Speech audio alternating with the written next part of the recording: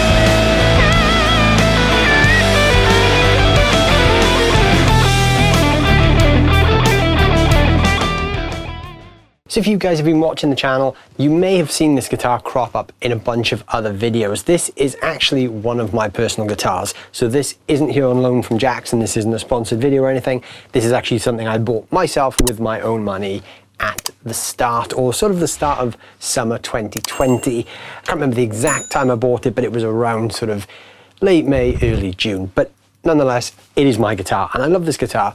But for some reason, I've not actually made a video about it yet.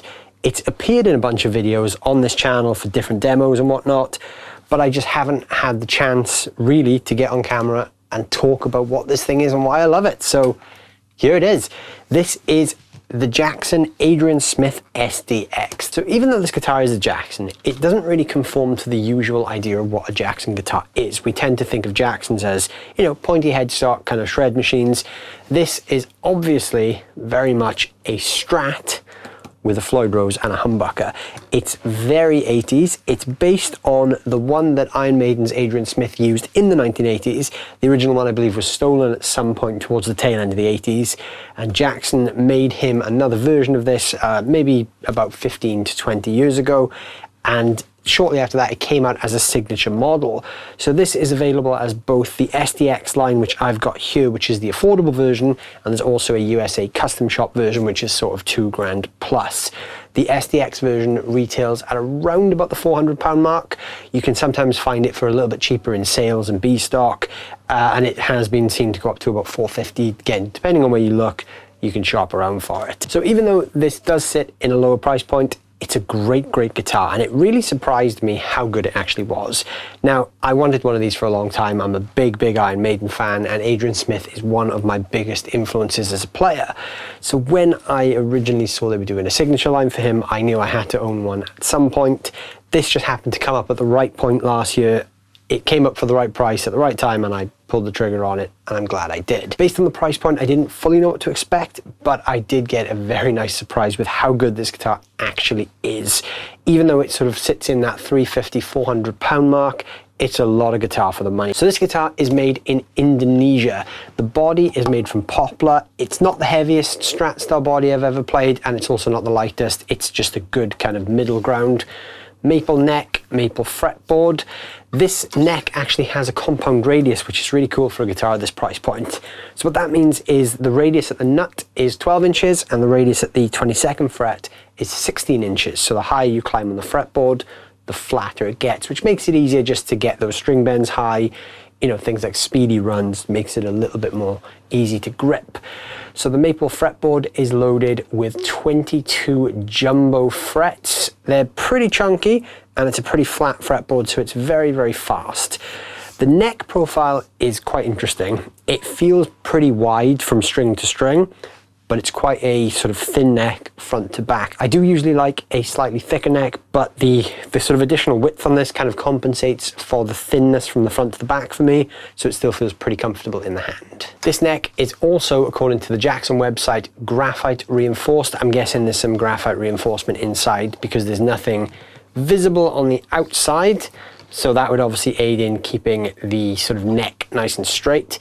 We've got a Fender licensed headstock. The headstock is actually super glossy, but the neck and fretboard are actually like a satin finish. So this is really comfortable on the hand. It does look a little bit strange with the glossy headstock. I would have probably opted for the satin myself because the back of the headstock is actually satin as well. So it's a bit strange that just the top is glossy, but you know, it does the job. We've got a Floyd Rose locking tremolo here. So obviously we've got the locking nut at the top and the bridge at the bottom. This is really stable. It's a Floyd Rose Special, which isn't the highest end one, but it feels pretty good. It doesn't feel sort of like it's gonna fall apart on me. And we've got a Jackson humbucker here in the bridge and 2 Jackson single coils. On the full fat American Adrian Smith one, that I believe is a DiMarzio of some sort, I think a super distortion, and I believe it has 2 noiseless Fender pickups. So this is Jackson's own take. Obviously you're not going to get the sort of super premium pickups in this price point. Got a single volume control, which is just the master volume, and a single tone control, and a 5-way switch. The 5-way switch is typical of a Strat style, so in the down position we've got the bridge humbucker. In the second position, we've got the bridge humbucker and the middle pickup. Obviously, the third position is just the middle. The fourth position is the middle and the neck. And the fifth position is just the neck. One thing I do really like about this guitar, even though it is a Jackson and it is kind of designed as an 80s kind of rock machine, they haven't really changed the Strat formula too much. So we've still got the big squared off neck here. We've still got the chunky body with the usual sort of comfort cuts.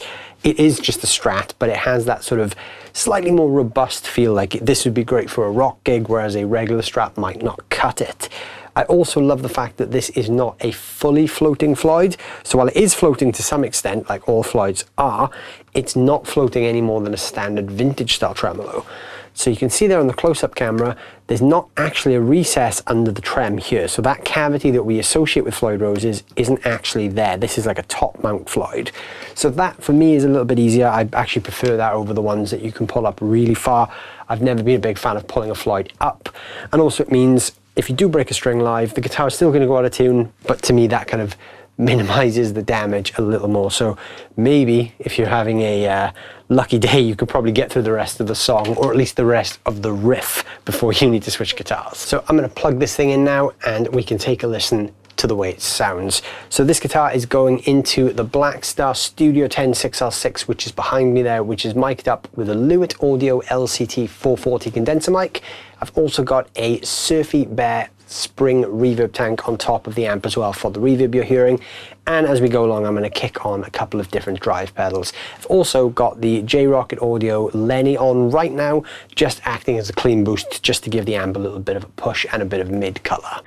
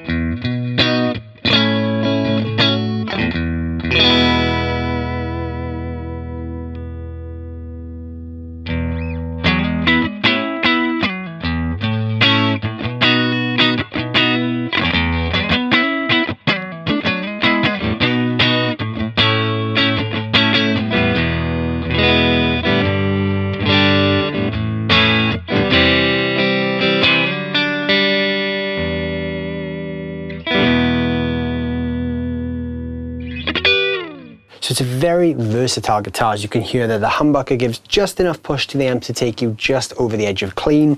When you go to the neck position, you get that classic kind of Fender neck sound, and those in-between positions are chimey. The middle single coil is actually reverse wound as well, so when you're in position 2 and 4, it actually cancels out any noise. So that's pretty useful if you're playing with a bit of gain. You can really sort of get those nice silent in-between chimey positions.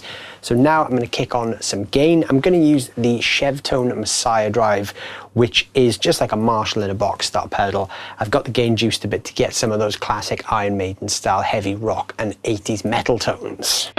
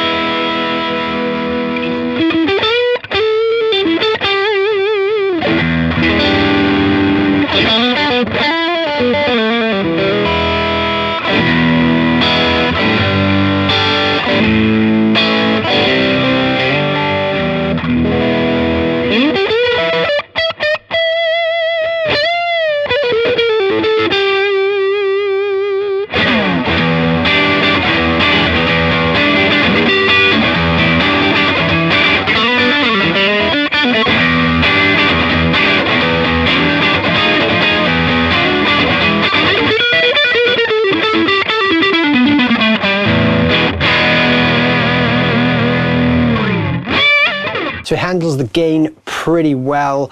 Obviously, even the single coils there can handle a bit of gain. You're not going to get any of those classic 80s metal tones out of a single coil, but that's what makes this a really versatile guitar. The fact that you can go from those kind of saturated 80s rock and metal tones in the bridge position to those Texas blues sounds in the neck position. This really is sort of a one guitar for all situations kind of thing. The Floyd is pretty good. I was using it a little bit there, but it can take some abuse. So even though the Floyd Rose Special is one of the lower end Floyd Rose systems, it's pretty solid as well. So if you're doing all your dive bombs and your other 80s rock tricks, it stays in tune pretty well.